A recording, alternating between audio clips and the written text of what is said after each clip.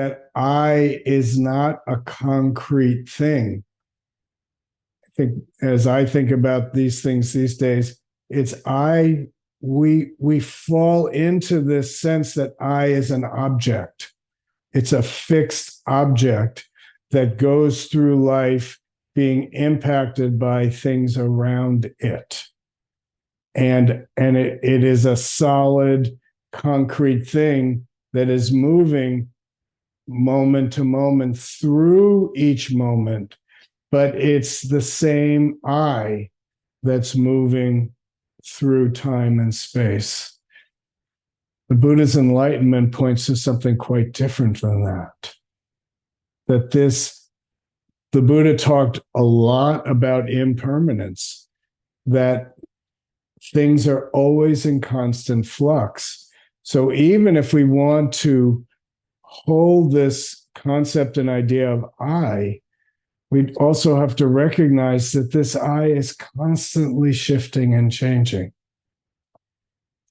It's never the same one moment to the next. It's our minds, it's our thinking that makes things permanent. We think, I was born all those years ago, and I am the same being that I was then. But our body, even our body is always changing. The cells in our bodies are not the same cells that were there 10 years ago, 20 years ago, 30 years ago, 40 years ago. They're different cells. So is it the same body or is it a different body? Look at a photograph of yourself from 10 years ago. We don't look the same. Everything is constantly in motion. It's not object, it's process. But can we really hold that? That there's nothing fixed, that everything is in flux. Just take a scan inward. Look at what is it that you're concerned about today? What was it that really kind of grabbed you and held you and made you feel maybe less than, maybe a little bit more confused, not quite good enough, or even the thing that today made you feel like you were great? Now look back a couple of weeks ago, or if a couple of weeks is too short, go back a few months. I dare imagine that it's not the same thing. I've been back from Asia now, October, November, about a month and a half. And I'm so aware that my experience today is quite different than it was while I was in Asia. Am I the same person?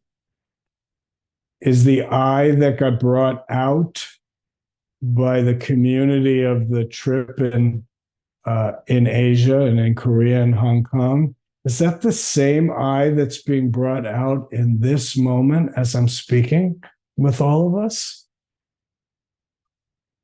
If we really look at it, we have more than one I. So what am I really? This is really the fundamental point, and that is why we focus our inquiry meditation on the question, what am I? Because it's so easy to get lost into the fixed object of self. I am the same. Kind of like Bob pointed to, I'm the earth that everything is revolving around. Doesn't it often feel that I am the center of the universe? And everything that happens is happening for me somehow? And yet I'm seeing some nods around the room. And imagine I think we're getting closer to 8 billion human beings.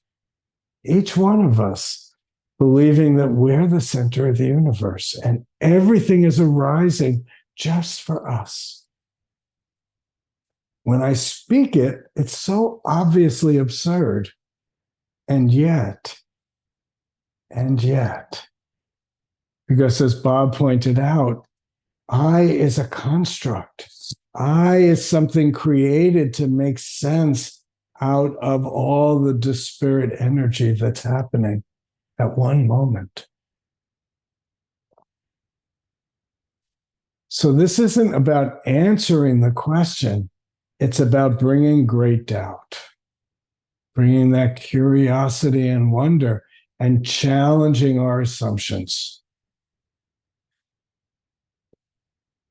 You listen to the news, you read about people, and you just see how our assumptions and our sense of self drive our view of the world. And there's some interrelating happening, but that stuckness in the objective I is fundamentally our problem. And for many of us, we have these short moments, sometimes they're longer than others, where we suddenly realize we're not what we think we are. And then things start to open up.